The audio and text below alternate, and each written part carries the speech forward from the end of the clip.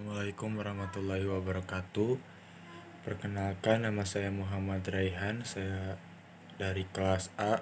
Saya di sini akan menyampaikan materi tentang prinsip-prinsip hukum umum dalam hukum internasional. Arus globalisasi dewasa ini ditandai dengan semakin meningkatnya perkembangan kebutuhan di setiap sektor kehidupan masyarakat dunia. Hal ini terjadi terutama pada bidang teknologi, di mana menyebabkan semakin eratnya hubungan antar negara-negara yang ada. Semakin eratnya hubungan negara tersebut, maka munculnya situasi di mana terjadi hubungan saling ketergantungan antara pihak. Hal ini adalah negara-negara yang merupakan subjek hukum internasional. Hubungan saling ketergantungan tersebut secara tidak langsung terbentuk sebagai akibat dari upaya untuk meningkatkan pertumbuhan ekonomi nasional di setiap negara melalui perdagangan internasional. Kontrak dalam perdagangan internasional merupakan suatu bagian penting dalam transaksi internasional. Oleh karena itu, secara alamiah peraturan perundang-undangan berkaitan dengan perdagangan yang telah lama menjadi perhatian. Keanekaragaman peraturan nasional tiap negara memberikan suatu kebutuhan tersendiri akan adanya suatu peraturan bersifat universal dan internasional. Adanya perbedaan aturan di masing-masing negara akan menghambat terlaksananya transaksi bisnis internasional yang menghendaki kecepatan dan kepastian. Perbedaan peraturan nasional tiap negara memberikan suatu kebutuhan tersendiri bersifat universal dan internasional. Pembentukan suatu konvensi internasional pada dasarnya bertujuan agar terciptanya suatu harmonisasi hukum atau aturan-aturan dalam pandangan internasional. Terdapat beberapa perjanjian dengan kontrak internasional, antara lain Konvensi tentang Jual Beli Internasional, yaitu United Nations Convention on Contracts for the International Sale of Goods dalam kurung Konvensi CISG 1980 dan Konvensi tentang Prinsip-prinsip Kontrak Internasional, yaitu Principles of International Commercial Contracts dalam The International Institute for the Unification of Private. Berikutnya tentang prinsip-prinsip kontrak internasional.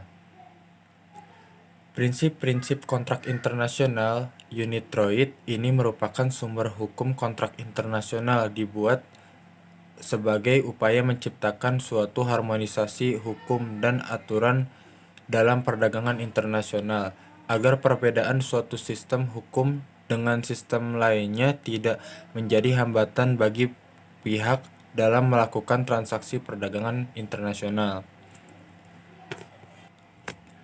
Upaya untuk menciptakan unifikasi dan harmonisasi sistem hukum sebagaimana menjadi tujuan dibentuknya Konvensi UNITROIT ini sudah terwujud dalam prinsip-prinsip kontrak internasional dan sudah diartifikasi di Indonesia. Namun, kenyataan internasional, para pelaku bisnis cenderung mendapat kesulitan untuk menyesuaikan pilihan hukumnya. Pilihan hukum para pelaku bisnis lebih cenderung menggunakan rule of law daripada menggunakan nasional dalam praktik penyusunan kontrak komersial sebagai the governing law dari kontrak yang mereka buat. Hal ini dikarenakan bukan perdata internasional seringkali mendapat kesulitan dalam penerapannya, sehingga para pihak bebas memilih prinsip-prinsip UNITROIT sebagai dasar penyelesaian sengketa. Jika didasarkan pada derajat, kekuatan mengikatnya hukum nasional merupakan sumber hukum yang utama daripada sumber lainnya, meskipun tidak mutlak, karena hal-hal tertentu sumber hukum yang satu ataupun lainnya dapat menjadi pilihan hukum yang utama bagi para pihak dalam menyusun suatu kontrak. Namun selayaknya, jika di antara kedua hukum tersebut dapat saling menyesuaikan sebagaimana kesepakatan dari pihak yang bersangkutan. Prinsip-prinsip kontrak hukum internasional UNITROIT. UNITROIT adalah sebuah organisasi antar pemerintah yang sifatnya independen. Awalnya terbentuknya UNICTRAL pada tahun 1926 sebagai suatu pelengkap Liga Bangsa-Bangsa atau LBB. Ketika LBB bubar, UNITROIT dibentuk kembali pada tahun 1940 berdasarkan suatu perjanjian multilateral, yakni status UNITROIT atau The UNITROIT Statute. UNITROIT berkedudukan di kota Roma dan memiliki tujuan utama pembentukannya adalah melakukan kajian untuk mengharmonisasi dan mengkoordinasi hukum private, khususnya hukum komersial atau dagang, di antara negara atau di antara sekelompok negara. Keanggotaan UNITROIT terbatas hanya untuk negara-negara yang menundukkan dirinya kepada statuta UNITROIT. Negara-negara ini berasal dari 5 benua dan mewakili berbagai sistem hukum, ekonomi, politik, dan budaya yang berbeda. Latar belakang pendirian UNITROIT adalah meneliti cara untuk melakukan harmonisasi dan koordinasi hukum perdata di negara-negara dan perserikatan negara di dunia, serta mempersiapkan secara bertahap penerimaan oleh berbagai negara mengenai aturan hukum perdata yang seragam. Tanggal 2 September tahun 2008, Indonesia sudah mengesahkan Statuta UNITROIT dengan Peraturan Presiden atau Perpres Nomor 59 tahun 2008 tentang pengesahan Statute of the International Institute for the Unification of Private Law. Hukum kontrak internasional terwujud dalam Lex Mercontoria atau hukum kebiasaan dagang. Dimaksudkan guna menyelaraskan berbagai sistem hukum yang ada di dunia. Indonesia juga telah meratifikasi ketentuan kebiasaan internasional UNITROIT menjadi hukum nasional Indonesia. Hal tersebut dapat dilihat dalam Perpres Nomor 59 Tahun 2008, Peraturan Presiden tentang pengesahan Statute of the International Institute for the Unification of Private Law (status lembaga internasional untuk unifikasi hukum perdata), yang berarti Indonesia tunduk terhadap substansi yang tertuang dalam UNITROIT tersebut. Prinsip hukum berkontrak dipakai dalam UNITROIT, yaitu yang pertama, prinsip kebebasan berkontrak. Kehendak para pihak dapat dinyatakan dengan berbagai cara baik lisan maupun tertulis dan mengikat para pihak dengan segala akibat hukumnya. Prinsip pertama, kebebasan berkontrak termuat dalam pasal 1 prinsip UNITROIT. Pasal ini menegaskan adalah kebebasan para pihak untuk membuat kontrak, termasuk kebebasan untuk menentukan apa yang mereka sepakati.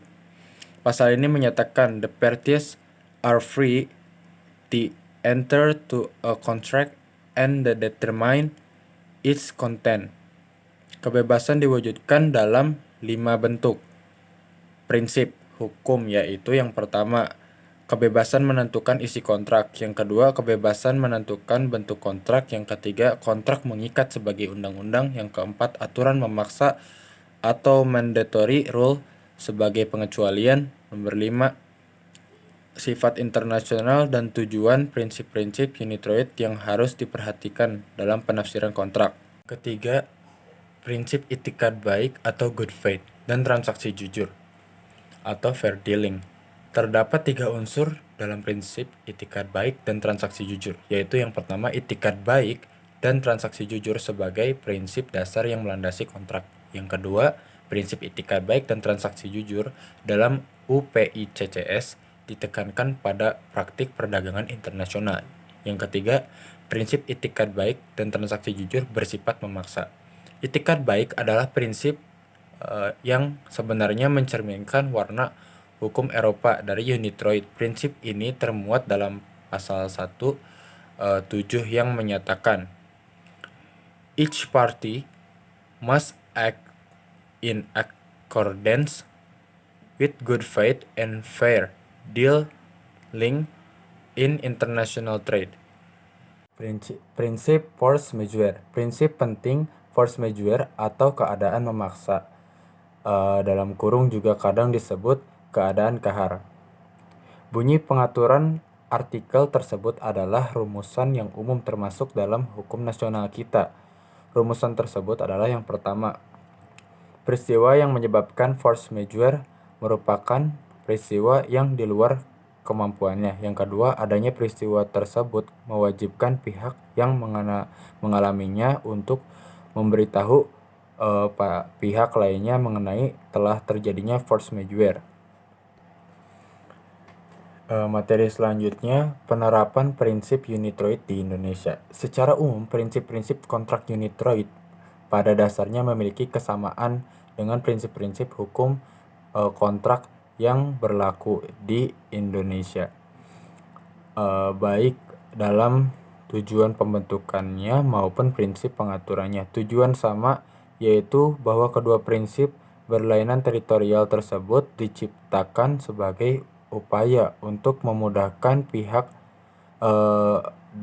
dalam bertransaksi sehingga perbedaan sistem tidak lagi dijadikan sebagai kendala untuk menciptakan harmonisasi. Harmonisasi tersebut akan terwujud ketika prinsip-prinsip kontrak unitroid serta prinsip hukum kontrak berlaku di Indonesia mampu mendorong terlaksananya tujuan pokok dari keseluruhan poin yang ada.